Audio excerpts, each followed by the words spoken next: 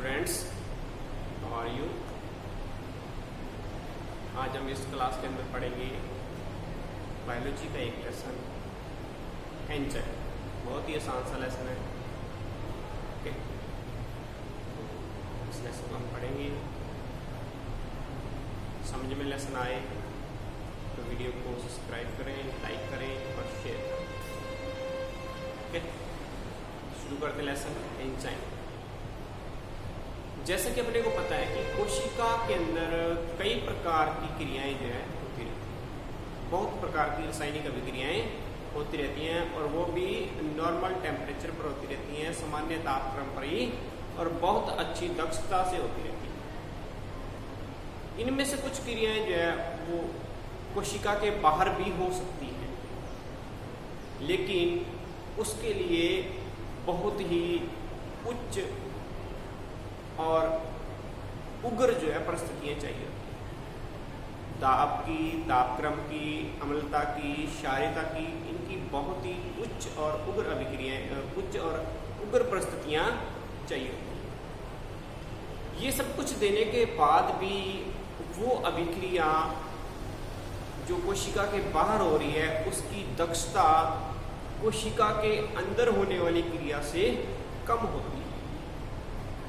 यानी कोशिका के अंदर एक नॉर्मल टेम्परेचर पर जो अभिक्रिया हो रही है वो कोशिका के बाहर जो है उच्च परिस्थितियों के अंदर जो अभिक्रिया हो रही है उसकी तुलना में फास्ट चलती है। कोशिका के अंदर जो है वो फास्ट होती है, कोशिका के बाहर धीमे चलती है और उसकी दक्षता बहुत कम होती है। इससे सीधा सीधा हम एक मतलब निकाल सकते हैं कि कोशिका के अंदर कुछ ऐसा पदार्थ होगा जो कि उस अभिक्रिया को तेज कर रहा है। कुछ ऐसे जैव उत्प्रेरक होंगे जो उस अभिक्रिया को फास्ट कर रहे हैं, जो कि कोशिका के बाहर नहीं। इन्हीं जैव उत्प्रेरकों को एंजाइम कहा जाता है। ठीक है, तो ये एंजाइम होते हैं जो अभिक्रिया को बहुत ही तेज कर देते हैं। बहुत ही कम मात्रा के अंदर इनकी आवश्यकता होती है और अभिक्रिया को बहुत ही तेज कर देते हैं, बहुत फास्ट कर देते हैं। इनको एंजाइम कहते हैं। अगर एंजाइम की हम डेफिनेशन देखें, जो सर्वमान्य डेफिनेशन है, तो एंजाइम की डेफिनेशन ये है कि ऐसे प्रोटीन के बने कार्बनिक पदार्थ जो किसी जैव रासायनिक अभिक्रिया को तीव्र कर देते हैं, एंजाइम कहलाते हैं। कोशिकाओं के अंदर एंजाइम जो है वो अभिकारकों की सक्रिय ऊर्जा को कम करके अभिक्रिया की दर को तेज कर देते हैं। मतलब ये कि जो अभिकारक हैं उनको अभिक्रिया करने के लिए एक ऊर्जा की आवश्यकता होती है, एक न्यूनतम ऊर्जा की आवश्यकता होती है। उस ऊर्जा को सक्रिय ऊर्जा कहा जाता है। जब तक उनको वो ऊर्जा नहीं मिलेगी तब तक वो अभिक्रिया स्टार्ट नहीं होती। तो उत्प्रेरक जो होते हैं, एंजाइम होते हैं, वो इस ऊर्जा की आवश्यकता को कम कर देते हैं, जिससे कि अभिक्रिया आसानी से हो जाती है। ठीक है, तो इनको एंजाइम कहते हैं। कोशिकाओं के अंदर जो है कुछ अभिक्रियाएं जो है वो संश्लेषणकारी होती हैं, निर्माणकारी होती है, जिनसे किसी पदार्थों का संश्लेषण होता है। और ऐसी अभिक्रियाओं को एनाबॉलिक अभिक्रियाएं या उपचयी अभिक्रियाएं कहा जाता है। एनाबॉलिक या उपचयी अभिक्रियाएं कहा जाता है। और इसी के साथ साथ कुछ अभिक्रियाएं ऐसी होती हैं जो कि विघटनकारी होती हैं, जिसमें कुछ पदार्थों का विघटन होता रहता है। उन अभिक्रियाओं को अपचयी या कैटाबॉलिक अभिक्रियाएं कहा जाता है। और इन दोनों ही अभिक्रियाओं को सम्मिलित रूप से उपापचयी अभिक्रियाएं या मेटाबॉलिक रिएक्शन कहते हैं। इन दोनों ही अभिक्रियाओं के अंदर एंजाइम की आवश्यकता होती है। ठीक है, तो एंजाइम जो होते हैं वो प्रोटीन के ऐसे कार्बनिक पदार्थ होते हैं जो रासायनिक अभिक्रिया की या जैव अभिक्रिया की दर को तीव्र कर देते हैं, अपने एंजाइम कहते हैं।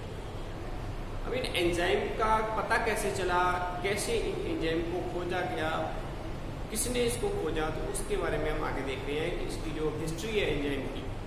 ठीक है, तो देखिए सबसे पहले जो है बर्जीलियस ने जो है जैव उत्प्रेरक को एंजाइम के रूप में पहचान की थी। बर्जीलियस ने सर्वप्रथम 1835 के अंदर जो है जैव उत्प्रेरक के रूप में एंजाइम की पहचान की थी। उसके बाद एडवर्ड जो बुकनर है, एडवर्ड बुकनर, इसने जाइमेज एंजाइम को खोजा था। सबसे पहले जो है एडवर्ड बुकनर ने जाइमेज एंजाइम को खोजा था। कहां से खोजा था? यीस्ट की कोशिकाओं से खोजा था। ठीक है, यीस्ट की कोशिकाओं के अंदर किण्वन की प्रक्रिया होती है जिसमें जाइमेज एंजाइम का उपयोग होता है। तो इन यीस्ट की कोशिकाओं में जाइमेज एंजाइम बनता था, इसको एडवर्ड बुकनर ने सबसे पहले खोजा था। यानी अगर ये कहे कि सबसे पहले खोजा गया जो एंजाइम है वो कौन सा है? जाइमेज एंजाइम है। उसके बाद देखिए तो विली कुने जो है इसने 1878 के अंदर जो है सबसे पहले एंजाइम शब्द का प्रयोग किया था। 1878 के अंदर विली कुने ने एंजाइम शब्द का सबसे पहले प्रयोग किया था। उसके बाद जेबी सुन्नर ने 1926 के अंदर जो है यूरिएज एंजाइम का सबसे पहले विशुद्ध क्रिस्टलीकरण किया था।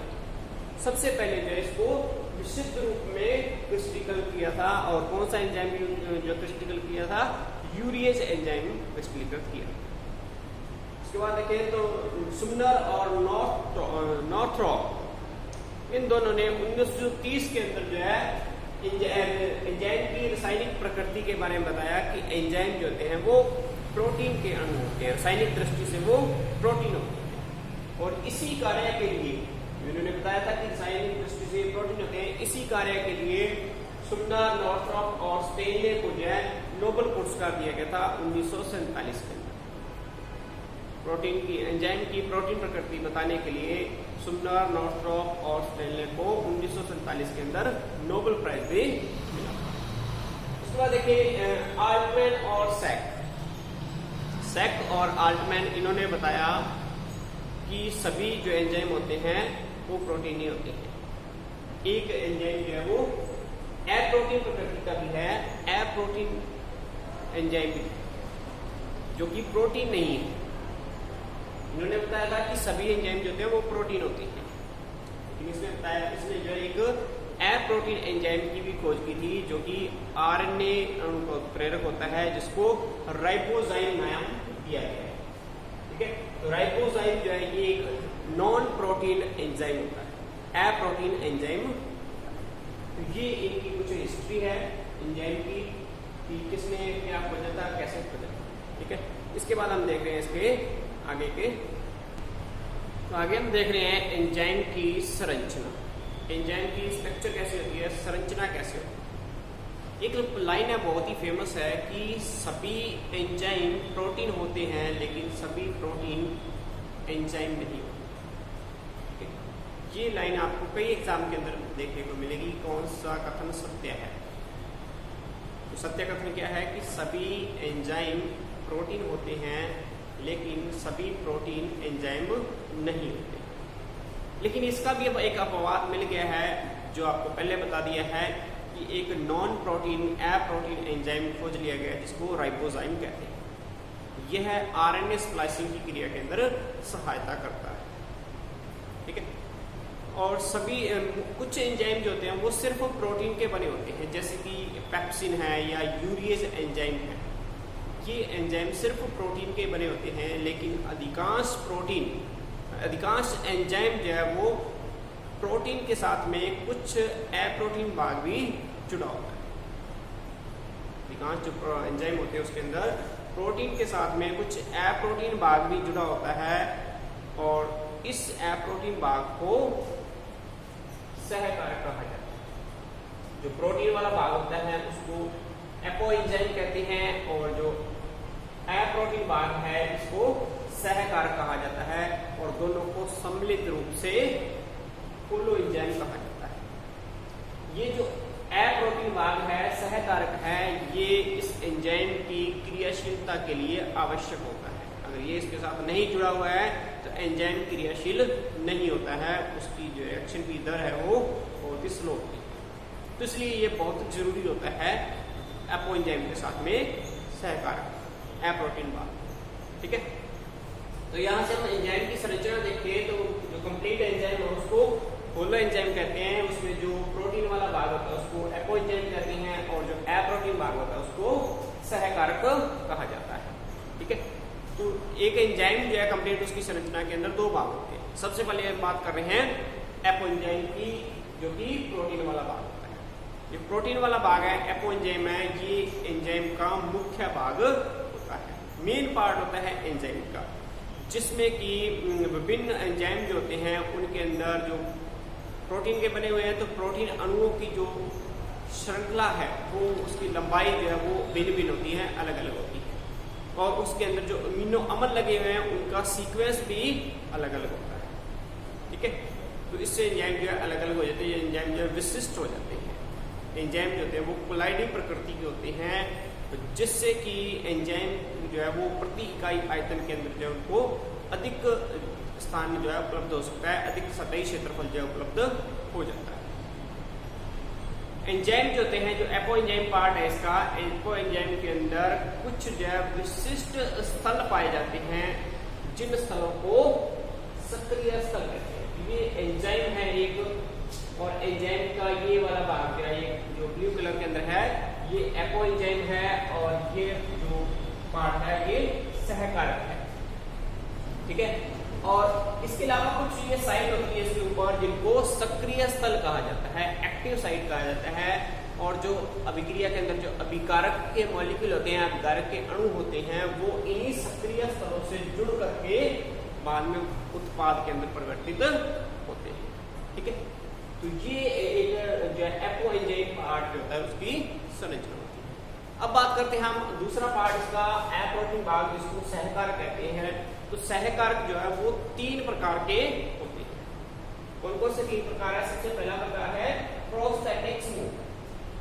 प्रोस्थेटिक समूह होता है, तो जब इस प्रोटीन भाग के साथ में एपो एंजाइम के साथ में जो नॉन प्रोटीन भाग लगा हुआ है वो कार्बनिक प्रकृति का है, ऑर्गेनिक जो है प्रॉपर्टी उसकी, और दृढ़ता पूर्वक जो है उस एपो एंजाइम से जुड़ा हुआ है। ये एक तो कार्बनिक प्रकृति का है, और दूसरा जो है दृढ़ता पूर्वक जो है एपो एंजाइम से जुड़ा हुआ है। इसको यानी उससे अलग नहीं कर सकते हैं, एपो एंजाइम से इसको अलग नहीं कर सकते हैं, तो जो है उस ग्रुप को कहते हैं प्रोस्थेटिक समूह।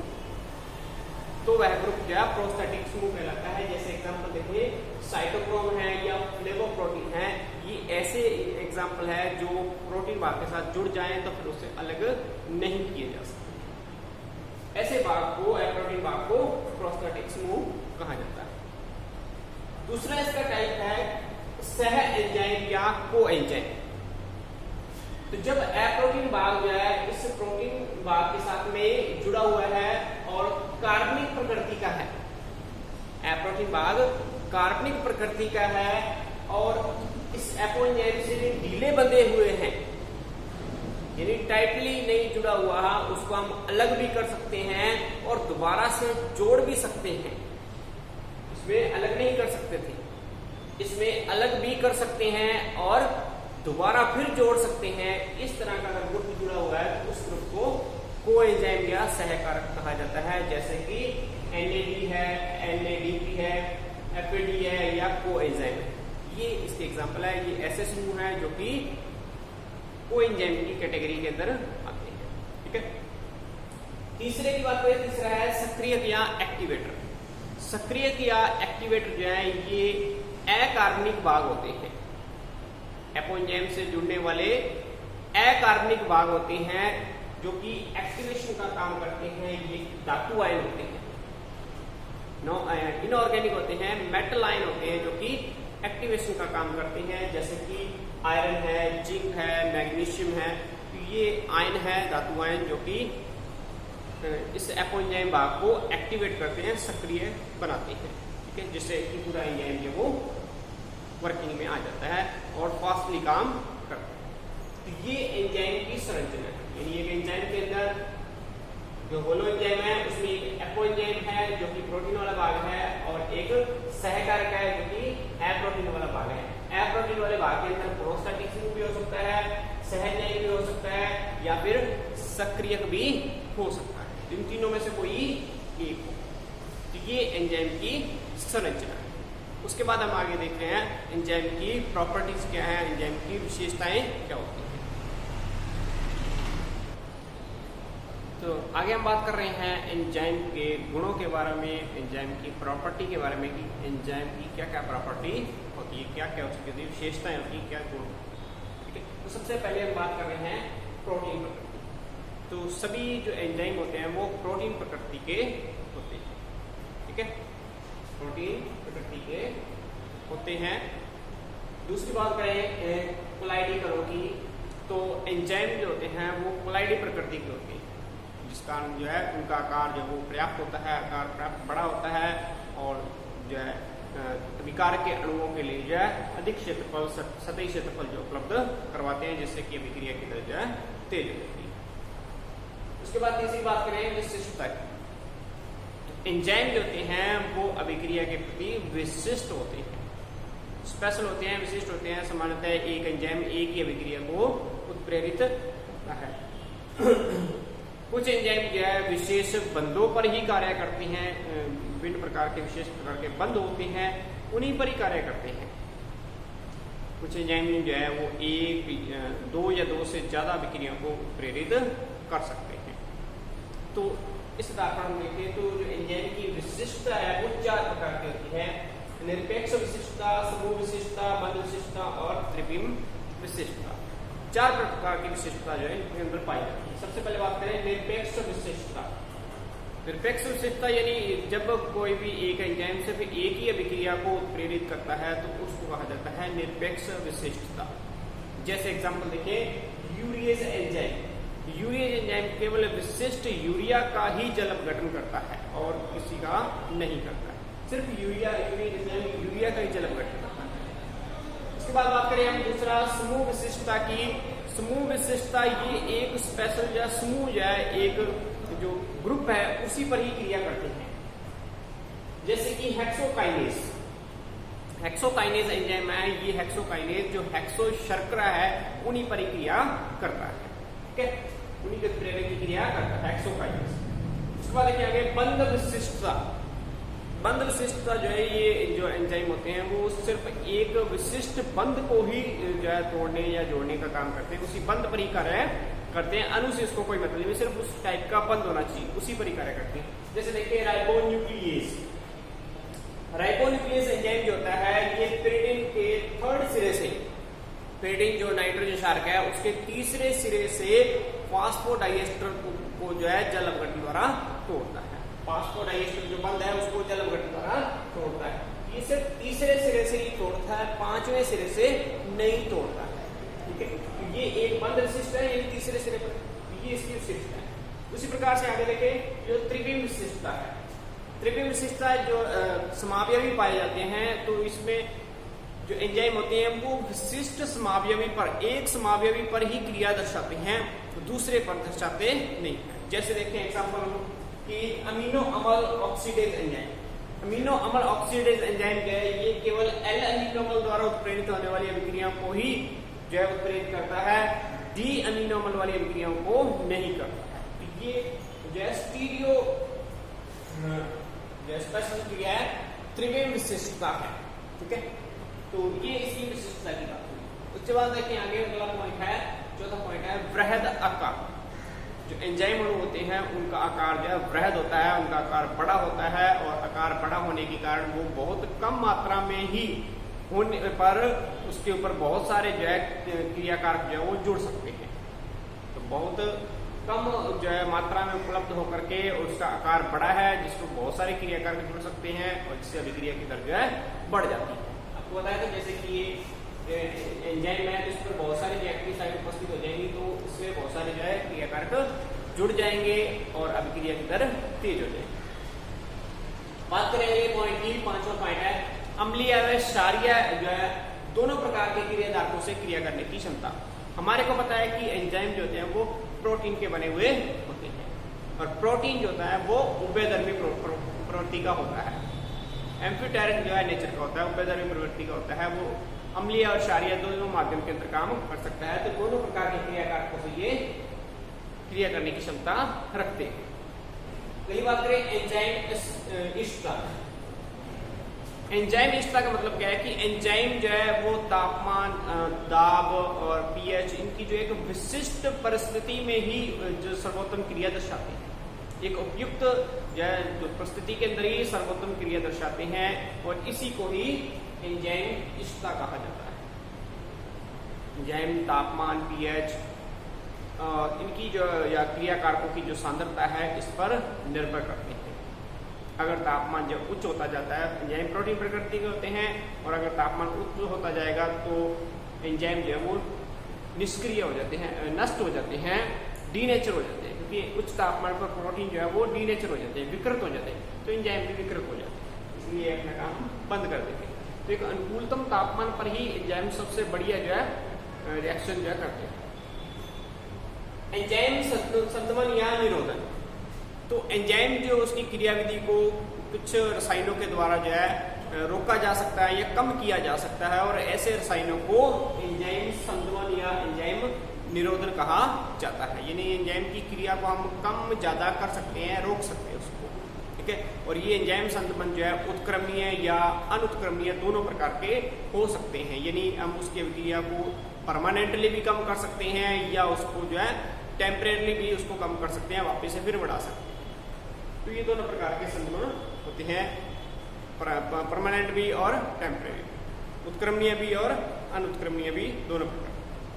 तो ये सारे गुण हैं एंजाइमों के जो शुरू से हमने देखे थे, ठीक है। और उम्मीद है कि आपको समझ आए होंगे, और समझ आए तो वीडियो को लाइक करें, शेयर करें और चैनल को सब्सक्राइब करें। और अगर किसी प्रकार की कोई प्रॉब्लम है तो आप मेरे से पर्सनली भी कांटेक्ट कर सकते हैं। मेरा मोबाइल नंबर है 9166664948। Okay, thank you.